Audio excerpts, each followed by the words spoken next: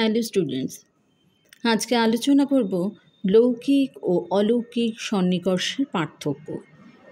এই লৌকিক সন্নিকর্ষ কাকে বলে আগে বলি।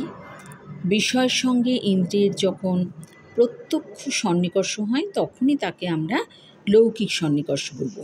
এই লৌকিক সন্নিকর্ষ আমরা ছভাবে দেখতে পাই।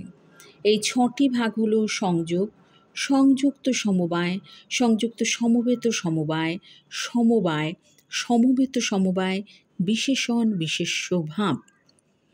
তো এটা গেল লৌকিক সন্নিকর্ষ।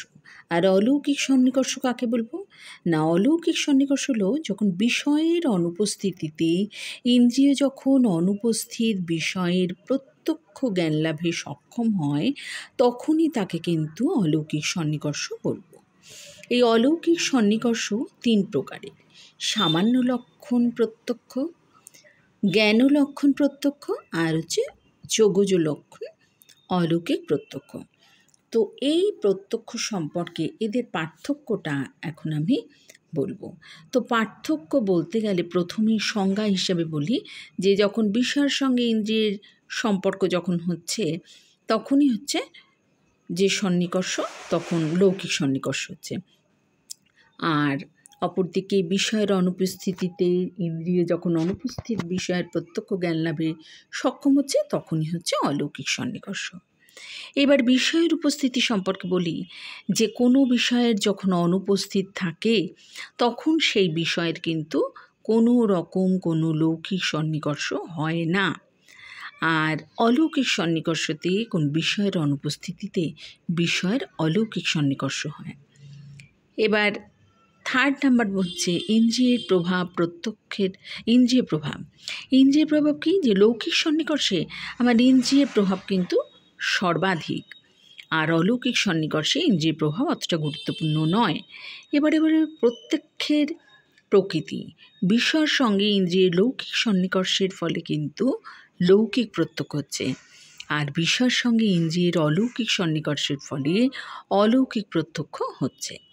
এবার বলি যে এদের প্রকারভেদ কটা ভাগে ভাগ করা যায় বা শ্রেণী বিভাগ, এ সম্পর্কে বলি। লৌকিক সন্নিকর্ষ হচ্ছে 6 প্রকার, আর অলৌকিক সন্নিকর্ষ হচ্ছে 3 প্রকার। ভাগগুলো তোমরা লিখবে। এক্ষেত্রে ভাগগুলো হচ্ছে যে সংযোগ, সংযুক্ত সমবায়, সংযুক্ত সমবেত সমবায়, সমবায়, সমবেত সমবায়, বিশেষণ, বিশেষ্য ভাব সন্নিকর্ষ হলো লৌকিক সন্নিকর্ষ। আর অলৌকিক সন্নিকর্ষ হচ্ছে সামান্য লক্ষণ সন্নিকর্ষ, জ্ঞান লক্ষণ সন্নিকর্ষ, আর যোগজ লক্ষণ সন্নিকর্ষ হলো অলৌকিক সন্নিকর্ষ। এবার বলি নির্ভরশীলতা হিসাবে বলি লৌকিক সন্নিকর্ষ অলৌকিক সন্নিকর্ষের উপর নির্ভরশীল নয়, কিন্তু অলৌকিক সন্নিকর্ষ কিন্তু লৌকিক সন্নিকর্ষের উপর নির্ভরশীল। যেমন এখানে বলি যে নির্ভরশীলতা হিসেবে লৌকিক সন্নিকর্ষের ক্ষেত্রে যে অলৌকিক সন্নিকর্ষের সাহায্য ছাড়াই কিন্তু লৌকিক সন্নিকর্ষটা আমরা পেয়ে থাকি।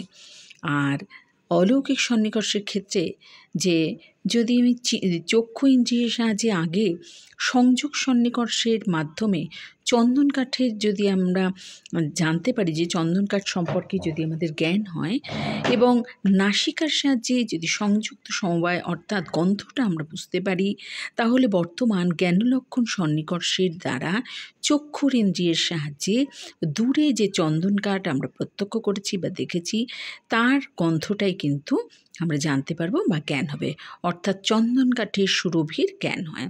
তো এইভাবে তোমরা এই লৌকিক প্রত্যক্ষ অলৌকিক প্রত্যক্ষের সন্নিকর্ষটাকে পার্থক্য হিসাবে তোমরা দেবে। তো এটা হচ্ছে ফিলোসফির একটা বিশেষ টপিক, এটা হচ্ছে লৌকিক ও অলৌকিক সন্নিকর্ষের পার্থক্য। এটি ন্যায় দর্শনের।